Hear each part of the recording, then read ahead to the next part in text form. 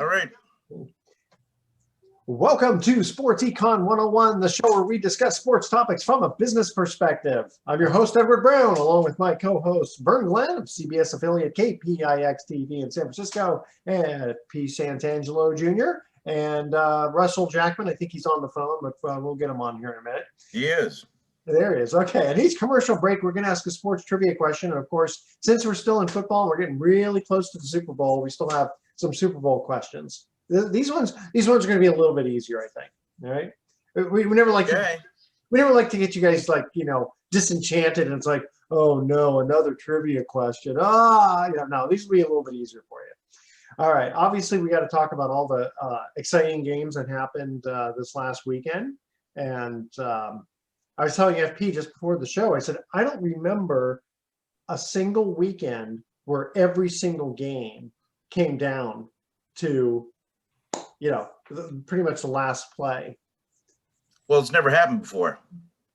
Not for all four. No, that's why I can't remember it. Yeah.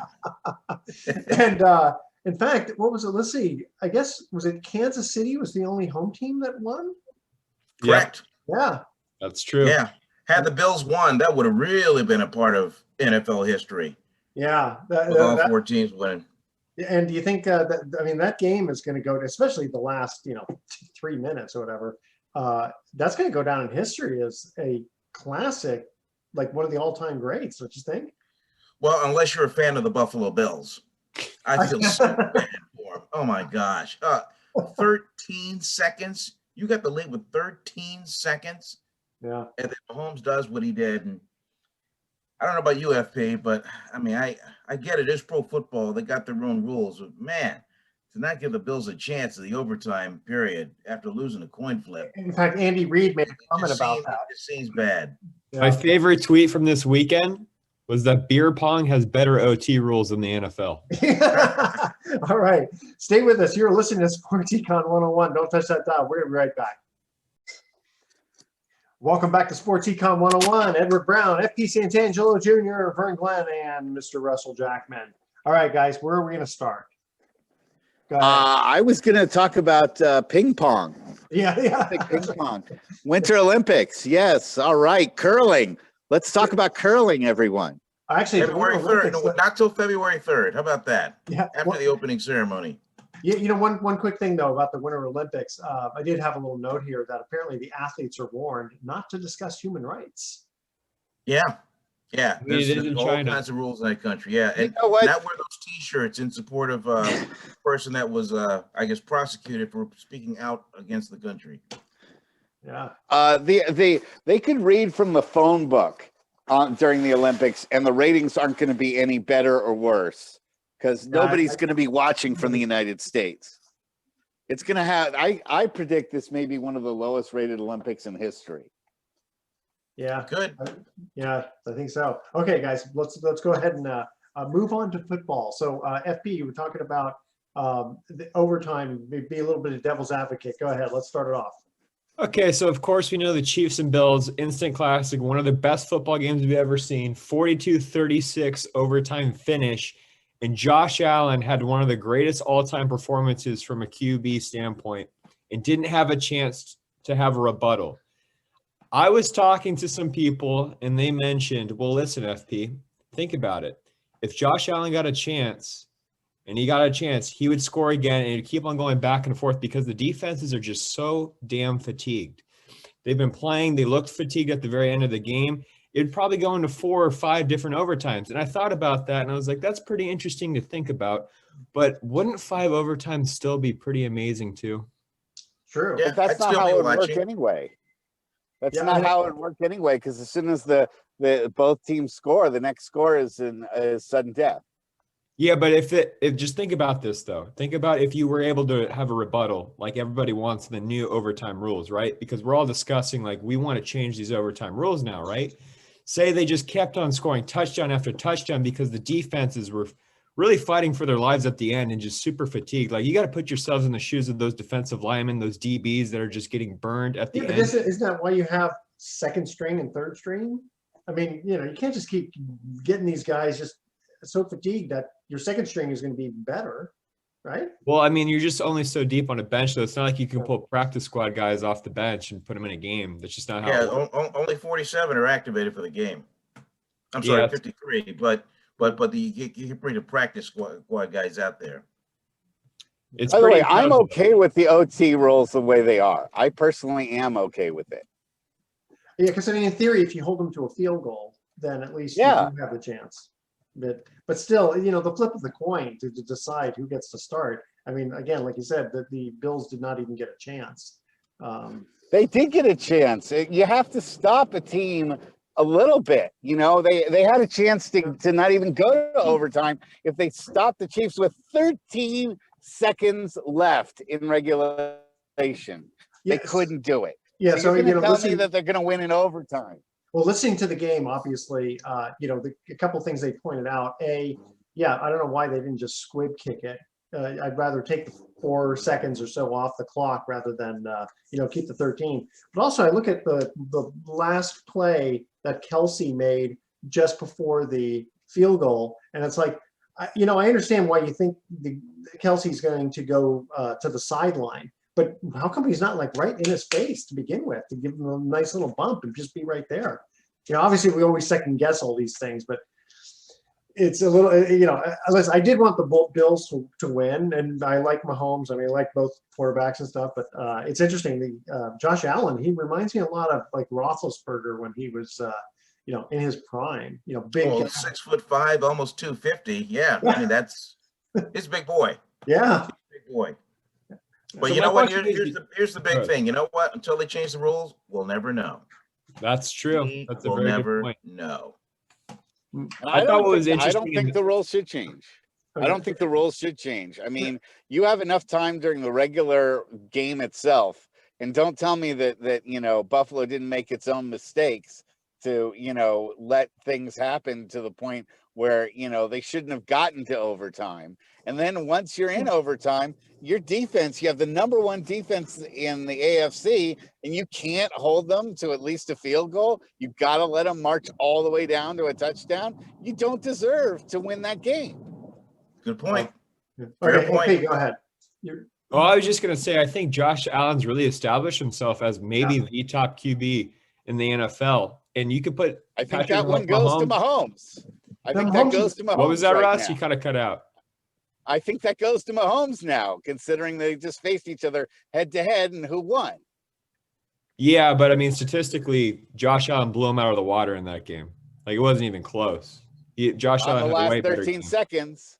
Not in the last 13 Yeah, seconds. yeah, but you can't. I mean, that's not just. Yeah, he didn't have the ball, though. He didn't Yeah, have the ball the last 13. It's no slight to Mahomes. I mean, we're just talking It's about like going forward. I can definitely see that because I mean, you've got a quarterback who, I mean, he's accurate, but and Mahomes can run too, but he doesn't run over people like Josh Allen can. Well, let's just think about if Josh Allen had the weapons of Patrick Mahomes, what Josh Allen could do too. These are all things That you is gotta true. factor in. Yeah. So, but it was just an amazing game. I really want to talk to you guys about the entire weekend, though. And the Sure. Titans-Bengals game was absolutely incredible. Let's talk about Yep. another QB, Joe Burrow. I like to call him Joe Burr because he's the coolest cat in the room. He really is. Coolest cat in the room. That guy, even in his post-game interviews, he just took the Bengals to the AFC Championship, and he looks like he's at the gas station just talking to somebody, giving them directions. Yeah. Yeah, that was yeah. He was just like this. Yeah, exactly. No, The entire that's time. awesome. Yeah, he's definitely going to be a force to reckon with this weekend going forward. I'm going to tell you, when he goes to Kansas City, I mean, he is not going to back down from anybody. I mean, he's going to will himself to keep those guys in the game. I mean, it is all about the Bengals defense, and I think all the pressure's on Kansas City because, I mean, the Bengals are coming in looking like David versus Goliath with this one. I mean, nobody talking about Cincinnati. So nobody. That stadium, that Kansas City stadium is so intimidating. I mean, people don't give it credit for being absolutely when I was listening to that game on on TV, I could feel the noise coming out of that stadium. Yeah, I've been there. It's really, really loud. I mean, it's one of those stadiums where you try to have a conversation with a person sitting next to you and you can barely hear what they're saying. It was crazy when you had, they got excited then they got depressed, then they got excited, then they got depressed. You know, like this back and forth. You know, quiet and then excitement, quiet. You know, that was pretty cool. Some people are saying that there should be a little plaque at the Hall of Fame mentioning this weekend and how it was maybe the most exciting weekend in divisional playoff history. Well, think I about can't it. remember a weekend like Yeah, this. every game. I mean, even LA was killing Tampa Bay until they just kept fumbling the ball, and that's what finally made it exciting. But everything came down to the last minute. Okay, guys, we're going to cut to our next commercial break here. Our first trivia question, talking Super Bowl. This again, these questions are going to be a little bit easier. All right. Okay. The Pittsburgh Steelers had 4 Super Bowl seasons in the 1970s. They defeated the Vikings in Super Bowl 9, then the Cowboys in 10 and 13. I got to remember my Roman numerals here. From now on, I think I'm just going to write the number. You know. Now, who was Pittsburgh's 4th victim in Super Bowl? Oh yeah, 14? I know this one. It's one of the few Super Bowls I didn't watch. Oh, is that right? Yeah, I was actually rooting for the other team, but played in January of 1980. All right, that's our trivia. I've only missed 2 Super Bowls, and that's one of them. You know, it's funny. The only Super Bowl I remember specifically missing was the Ravens Giants in what year was that? 2000. Was that 09? 09? No. It was like 2001 or something. Ravens. 01. That was the that was the Raven. Yes, that was the Ravens. That was Trent Dilfer. Ray Lewis. Yeah. For some reason, Yep. 2001. January 28th, 2001. All right, that's our trivia question. Stay with us. Sports Econ 101. We'll be right back. Welcome back to Sports Econ 101. Edward Brown, Vern Glenn, F.P. Santangelo Jr., and Russell Jackman. Our first trivia question. The Pittsburgh Steelers had 4 Super Bowl seasons in the 1970s. They defeated the Vikings in Super Bowl 9, which I think they kept them to like 44 yards in offense. I mean, it's just ridiculous on that one. Poor Chuck Foreman just couldn't do it. Then the Cowboys in 10 and 13. Super Bowls 10 and 13. Who was Pittsburgh's 4th victim in Super Bowl 14, played in January of 1980? Go ahead. Scream it out. Oh, well, it's the Rams. The Los Angeles Rams. That's right. Mm-hmm. Okay, very good. I boycotted that Super Bowl. I truly didn't care who won that one. Well, I was actually rooting for the Rams, even though I'm a 49er fan, just because Pittsburgh won 20 times. Well, because Pittsburgh was, killing our Oakland Raiders, with the immaculate reception, etc. Okay. Let's see. What else? Football team. One quick thing. I know Russ hates talking about Antonio Brown. I don't really like talking about him, but apparently, yeah, I do. Why is he taking up any of our bandwidth? Well, only because a couple of teams, apparently, according to him, a couple of teams have called. Yeah, but which teams? And it's not going to happen till next year, so it's not even news. So I'd say move on because he doesn't deserve a spotlight. That's just what the guy wants, and he doesn't deserve any. Well, we should talk about the Packers and 49ers. Yeah, absolutely. That catastrophe. Yeah. For the Green Bay Packers. Guys, can I tell you something? Yeah, special teams, baby. Can I tell you guys something? Yeah, please. On Monday morning, the first thing I did was listen to sports talk radio in Wisconsin. I found a way to listen to sports talk radio, and it was a meltdown. Oh, sure. I love it. An absolute meltdown. I'm talking about people saying they should build a roof over Lambeau so that way Aaron Rodgers can throw better. I'm talking about trade Aaron Rodgers. I'm talking about blow up the whole franchise. I'm talking about the greatest sports talk radio of just meltdown proportions you've ever heard in my entire life. And that was because the 49ers played phenomenal defense and held Aaron Rodgers back. It was just an incredible game. 13-10, a special teams disaster that will go down in the record books. Yeah. And speaking of special teams, it had been not since 1989 where you had a blocked field goal and a blocked punt in a playoff game, and the 49ers were able to just pull it off. I mean, Willis. I mean, hello, high ankle sprain. I mean, just an afterthought, and he comes in and puts a paw on that punt that seemed to stay in the air forever. Yeah, and then Hufunga picks it up.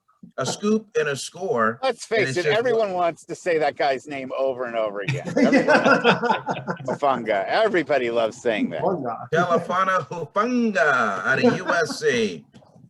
Where's he come from? Like Tonga? I mean, I don't know. Hawaii? Yeah, I was gonna say. I don't know where he's from. All I know is that he was in the right place at the right time for the scoop and the score of that one. I mean, can you imagine the special teams? It's like, how often do you get to play, right? I mean, you know, for a punt, I mean, it's like, that's why they call them special teams, right? And it's like, you got like one job to do and you just blow it twice. I mean, that's just gotta be, like I said, demoralizing. For the Packers? For the Packers, yeah. Yeah, that's the one. The special teams is the one thing that did not improve on in the off season. It was completely undervalued, and it came back and it bit him in the butt. And credit the 49ers for going in there in that house, in that hostile environment, in zero weather against the #1 seed in a stadium where the Packers had not lost all year long, heavy underdog, and in a snow globe, and they get it done. Unbelievable. Yeah, well, it's also unbelievable the fact that you got 32 NFL teams and there's 4 left. Tom Brady out, Aaron Rodgers out, and who's standing? Burrows. Garoppolo, a man who did not throw a touchdown in that game. But there were no offensive touchdowns in that game. 131 yards from Garoppolo. Let's think about that. And getting back to special teams, the 49ers had one of the worst special teams all season. And we've seen like the past 5 weeks or so just get a little bit better, just a little bit better, just a little bit better. And finally, they were just good enough to be better than the Packers. And it came down to special teams. Who would have thought? I mean, this game is just amazing. It's just drama at the highest level. It did come down to special teams, but also it came down to the defense making a huge play against Cooper Kupp that sparked everything and got the Niners off the mat and ready to deliver. That's what we've been seeing with the 49ers, where when the offense is down and not getting the job done, the defense makes a big play and suddenly the 49ers wake up. It's like Popeye eating the can of spinach, you know, he's getting beaten up by Pluto and suddenly he eats the spinach and bam, he kicks butt all over the place. Yeah, well, Eric Armstead must have had a couple of cans of spinach because he was just a monster on the interior defensive line. I mean, game ball to everybody on that defensive line for being able to get a push and really kind of just hound and hound Aaron Rodgers just enough for whatever reason. They were able to just take over and win that game. I was in disbelief for at least a day. After that happened, and now this sizes up. Now this sizes us up. The Rams in the stadium. That's also the site of the Super Bowl. Niners go in there, underdogs again, against a team they've beaten 6 times in a row, trying to make it 7 in a stadium that very much could be a sea of red by the time the ticket sales are done. I can't imagine playing a home game and having to use a silent count to snap the ball because it's just so noisy there. And then when Garoppolo had the ball, they were silent so he could make the regular calls. It's pretty incredible. And can we talk about the billing address restriction that the Rams put on Ticketmaster for a little bit? So if you guys aren't aware, which did not work in the long run. So if you guys aren't aware, for at least a day, the Rams tried to limit 49ers buying tickets at SoFi Stadium for the NFC Championship game by having a billing address in the greater Los Angeles area. People found ways to get around it. You can use PayPal. You can get a Visa gift card so that way the billing address isn't tracked. And it got so bad to the point where people weren't really buying tickets that they just said, you know what, screw it.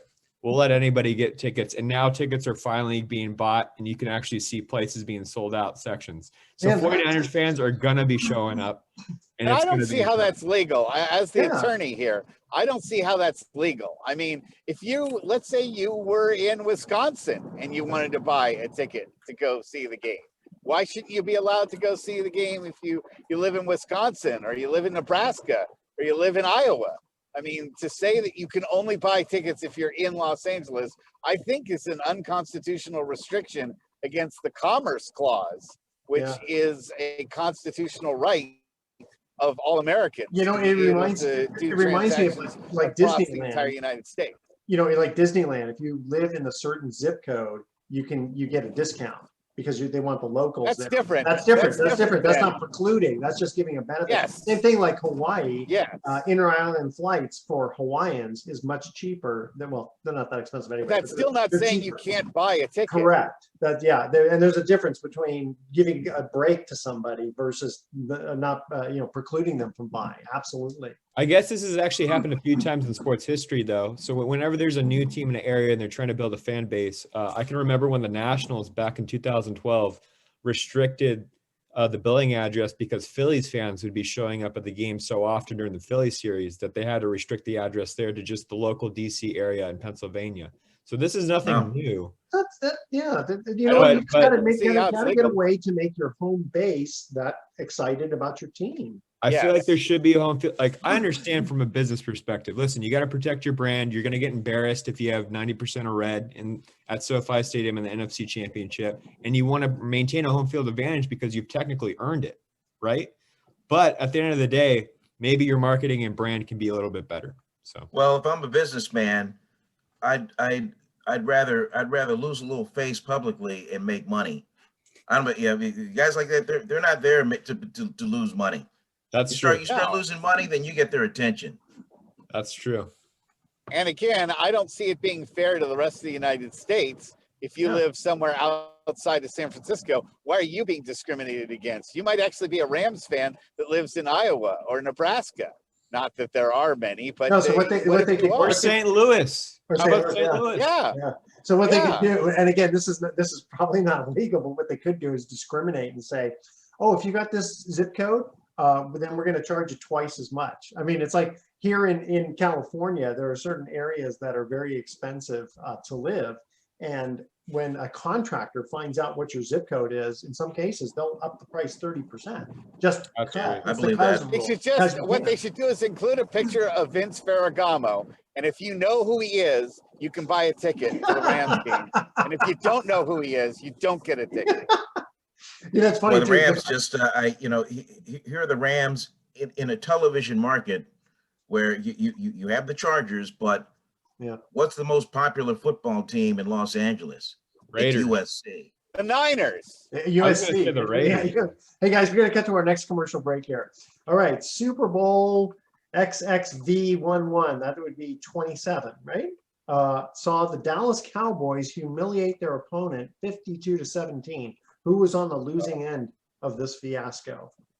All right, that's our trivia question. Stay with us. Sports Econ 101. We'll be right back. Welcome back to Sports Econ 101. One more time. Edward Brown, SP Santangelo Jr., Vern Glenn, and Russell Jackman. All right, second trivia question. Super Bowl 27 saw the Dallas Cowboys humiliate their opponent 52-17. Who was on the losing end of that fiasco? Oh, what a bad Super Bowl that was. Russ? Wasn't that the Bills? It was the Bills, yeah. And in fact, I think you know why I knew. You know why I knew that game was going to be a disaster from the beginning, and that's because Cornelius Bennett left his helmet on the bench, and he ran out to the field without his helmet on during the introductions. And I said, "Look, if you don't remember your helmet, and this is the biggest game of your life, you're in trouble. You know, you guys are going to be in trouble." And I said that at the Super Bowl party that I was at. I was like, oh, I don't have a good feeling about the Bills now. And isn't that the same one that when Leon Lett was ready to make a touchdown, and I think Don Beebe knocked the ball out of his hand because he was showboating. The ultimate in don't showboat before you get into the end zone. Exactly. But I was sitting at the Super Bowl game. I was sitting next to a Dallas fan. It was one of the most unpleasant experiences of my sporting life. Couldn't stand it. Oh, disgusting. But the food was good at the party. That was the one thing is that you go. At least if you go to a party that's got good food, you can somewhat damage control how bad the Super Bowl sometimes is. Okay, so now Tom Brady, Aaron Rodgers. What's the future, guys? So Tom Brady came out with a few quotes, and he looks like he's starting to leave some breadcrumbs out there to what might happen this offseason. He said, "It's not always what I want, it's what we want as a family, and I'm not going to spend a lot of time with them and figure out what the future's next.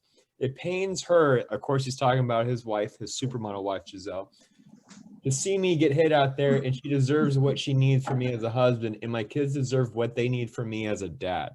So I don't know if this is maybe Tom Brady working the media a little bit, or if this might be his actual time to call it a career. So guys, what are your thoughts? See him getting hit. He played another 16 games. You know, the world's easiest job is being Tom Brady's backup. That's pretty funny. Well, I don't know. Maybe, you know what? He might have to play one more year because he needs the money. Yeah, exactly. They're just barely making it. They're just barely eking by. Oh my God. Well, Would you be surprised though if he called it a career? Really? Yeah, I wouldn't be surprised at all. I had a conversation lightly talking about this with his father, Tom Brady Sr., last week, and he's not getting any younger, and neither is his wife Galen, who was a cancer survivor, and you've got the family scattered all over the country, and there is a thought of the Bradys moving back to California when it's all said and done, where the kids can grow up and the family can kind of be together. I mean, so there is something to be said for that. Ultimately, the decision is going to rest on Giselle and Tom together, probably over a walk somewhere where they just kind of figure it out. Yeah, they could just come back and buy San Mateo and just live there. You can just go and purchase San Mateo with all the money. I think it's cool that the parents are still in the same house where he grew up, right down the street from Sarah High School. I think that's really, really cool. In fact, I did a couple of live shots from their house when Brady was playing for the Patriots. But just a great, terrific family. As far as Aaron Rodgers' immediate future may be right here in Northern California, because he's listed as those scheduled to compete in the AT&T Pebble Beach Pro-Am, and that's in a couple of weeks. So that's pretty good. You think he'll get a little attention? I don't think there's ever been a more But would you guys agree that there's never been a more meteoric rise and fall and then rise and then fall in one season than Aaron Rodgers has experienced for an athlete? I mean, if you go back to last year, where he won the MVP, wanted to get traded, did all those weird things in the offseason, came back, looks like he's an MVP, does the whole Corona thing, loses in the first round to the 49ers after having a bye and home field advantage, and now he doesn't maybe want to be in Green Bay anymore, and people are talking about putting a roof on Lambeau Field just to make Aaron Rodgers happy. I've never seen that. Aaron's still going to play. I think he's still going to play. I'm hearing Denver, other teams, stuff like that. So I think whether or not he plays or not, I think he's definitely going to play. I think he wants to play. I think he thinks he's got 3 to 5 years left playing at a high level. So I think Aaron Rodgers will be fine. And I've never really had a problem with Aaron Rodgers on the football field. And this is a guy that I got to know when he was playing at Cal. I can remember Wednesday mornings at the Hall of Fame room, which is the media availability day, and spending, half hour, 40 minutes, just he and I talking, football and how great it would be to play at the next level and maybe the 49ers. And so he's a smart guy. He's an insightful guy. I don't know what's going on with the inflammatory comments that he made with Joe Rogan and this, that, and the other. But on the field, he's been magic. He's been money most of the time. He didn't play poorly this last weekend. Could have played better, but it wasn't horrible. It wasn't a train wreck. His line let him down. He had to scramble way more than I think he ever wanted to. The Niners line had him running for his life most of the time after the first set. I mean, I've never seen a team go in a first set and play so flawlessly and then play so awful for the rest of the game. I mean, that first set, they went right through the 49ers defense like butter. And then for the rest of the game, he was scrambling and they had no running game what to speak of. And the Niners, although they gave them opportunities, Green Bay couldn't take any advantage of it, which is not something that's typical of Aaron Rodgers. Usually, if you give him the chance to take advantage of a situation, he always takes advantage of it. Well, they were just able to throw off number 12 and number 17 just enough in clutch situations to be able to win that football game. I think that Even Josh Norman, who came off the bench, was on him, and Josh Norman didn't tackle him while the ball was in flight. So Norman was that disciplined enough to cover a guy like that and just kind of just keep him from catching the ball. For a team that led the league in pass interference penalties, have the Niners had a pass interference penalty in the last 3 weeks? No, they were actually pretty darn good this last few weeks. Yeah.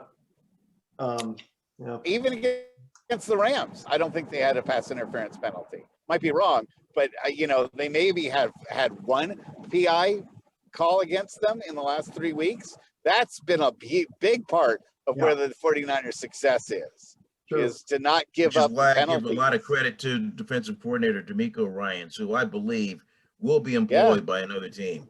Mm-hmm. He's going to get hired by another team. I don't want to lose 2 defensive coordinators in 3 years. That's going to be tough. I think it's going to happen. It's interesting how I really kind of seem to notice this the last like 3 to 5 years.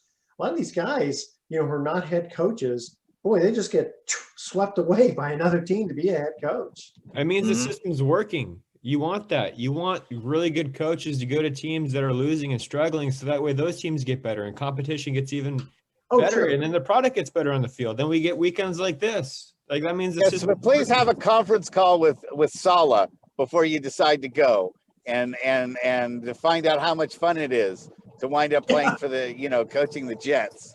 After you're playing with Russ, the 49ers. Russ, there are these. It's a close knit kind of fraternity. I think there have been multiple texts between Robert Saleh and D'Amico Ryans. Trust me on that. Multiple. Yeah. So hopefully he reads those texts, because Saleh's probably saying, you might want to just stay where you're at and enjoy what it's like to win, because I'm sure he didn't have the most fun he's ever had being the Jets head coach. Yeah, but give him next year, It's a process. You can't just expect to win right away when you're in an organization like that. Like I think the Jets are a better football team than they were last year.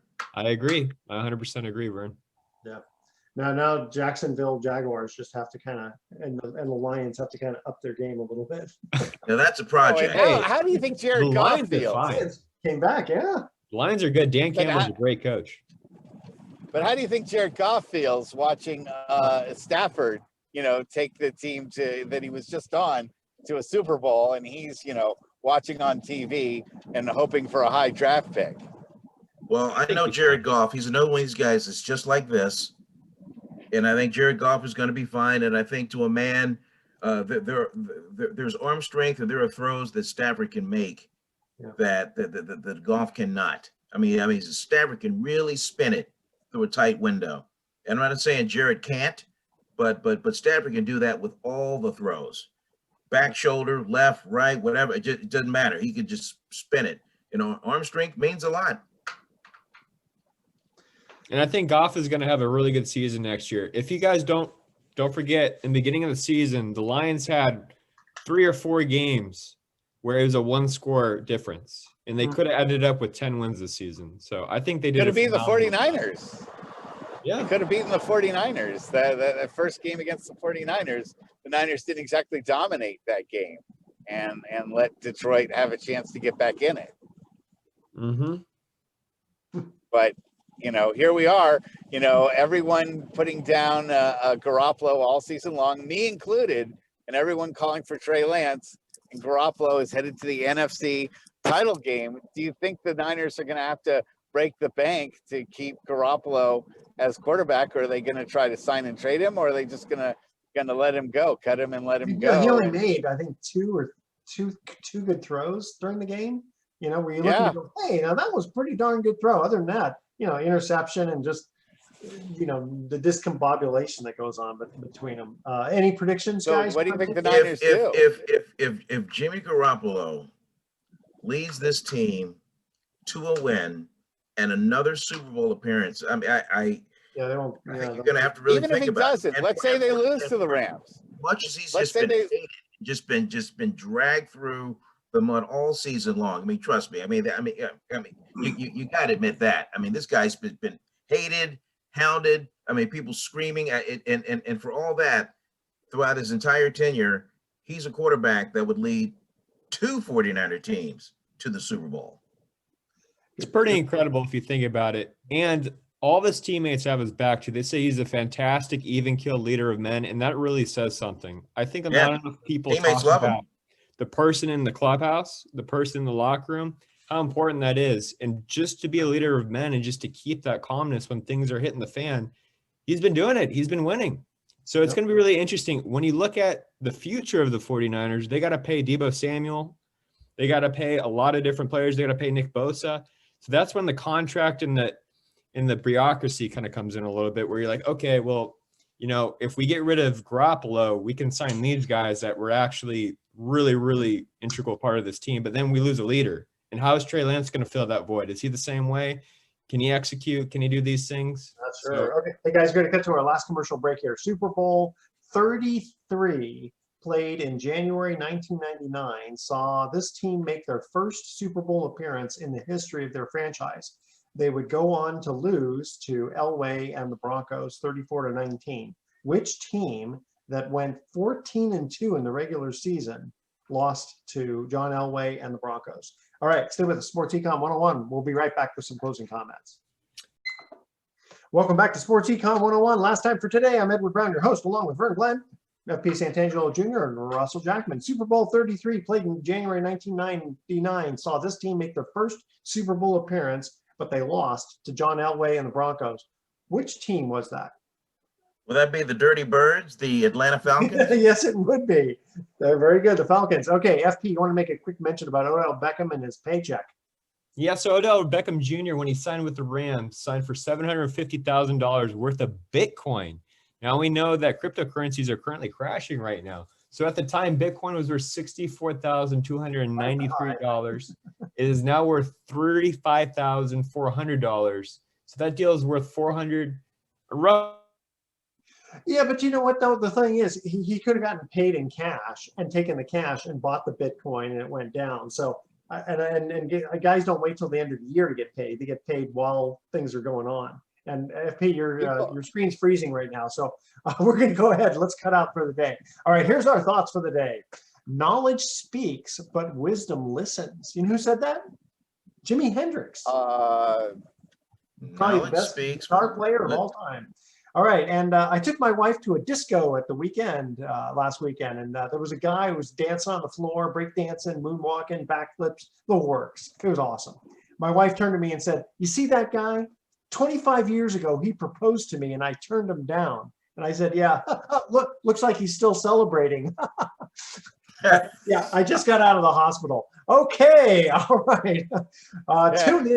Tune in next week to Sports Econ 101. We'll be discussing sports topics from a business perspective and asking more sports trivia questions. Thanks for listening. On behalf of our team, I'm your host, Edward Brown. We'll see you next week. Good night, America. Go Niners!